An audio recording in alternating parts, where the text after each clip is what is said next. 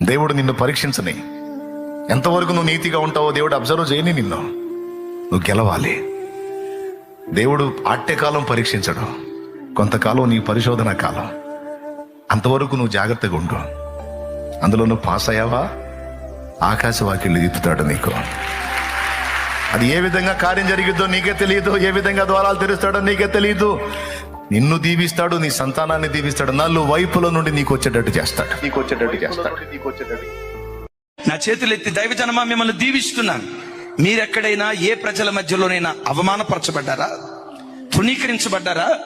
వేదన నొందిన బ్రతుకులుగా మీ బ్రతుకులు మిగిలిపోయాయా? ఎగతాళికి, నిందకు, తిరస్కారానికి, అవమానానికి మీ బ్రతుకులు ఈరోజు ప్రజల ఎదుట ఒక విచిత్రంగా, ఒక తృణీకరించబడిన పరిస్థితిలో మీ బ్రతుకులు మిగిలిపోయాయా? నా చేతులెత్తి దీవిస్తున్నాను. గొప్ప వెలుగుగా పిలువబడుతున్న నీ ఆరాధ్య దైవం ఏదో ఒక రోజు తప్పకుండా నిన్ను దర్శిస్తాడు.